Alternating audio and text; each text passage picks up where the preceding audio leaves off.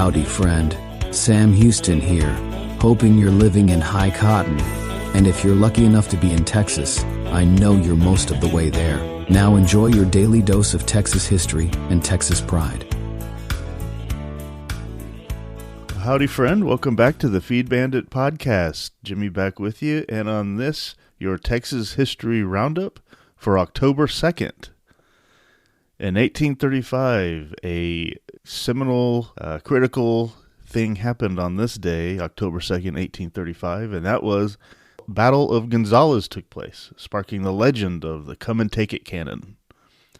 The small cannon was on loan from Mexican officials, and Lieutenant Francisco de Castaneda and 100 dragoons came from San Antonio to retrieve it.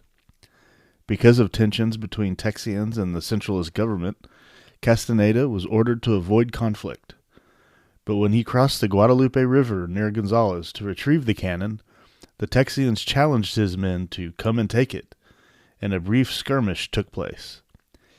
In a parley, Castaneda asked why he had been attacked, and John H. Moore replied that the Texians were fighting to keep their cannon and the Constitution of 1824. Castaneda returned to San Antonio empty-handed. This skirmish marked a break between the American colonists and Mexico, and many historians consider this the first clash of the Revolution. The cannon's subsequent fate is unknown.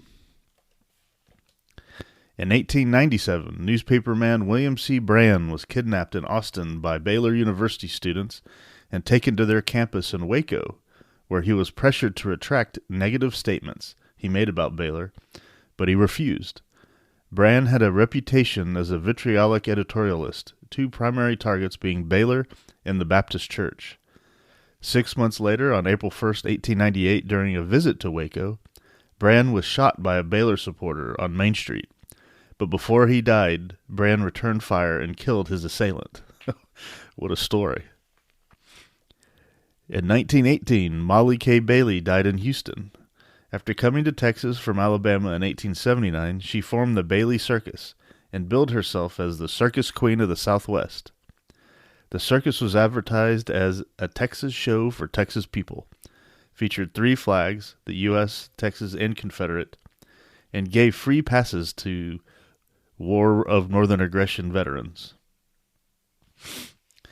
In 1954, Carl T. Duke Washington of Washington State University was the first black player to play and score a touchdown in Memorial Stadium in Austin. He was given the option of not playing against UT Austin, but Washington State officials said, "No Washington, no game." So he played. Washington briefly played as a professional and later became the Dean of Students at the University of Washington. And in 1961, Edna B.K. Gladney passed away. Edna had come to Fort Worth with her family from Wisconsin in 1903. She became active in the welfare of children and devoted her life to the Texas Children's Home Aid Society. She is largely responsible for legislation that resulted in removing illegitimate from birth certificates, giving adopted children the same inheritance rights as biological children, and issuing second birth certificates in the names of adoptive parents. The movie Blossoms in the Dust, starring Greer Garson, was based on Edna's life. And that, my friend, is your Texas History Roundup for October 2nd. Thank you so much for listening, and we will catch you on the next one. You take care.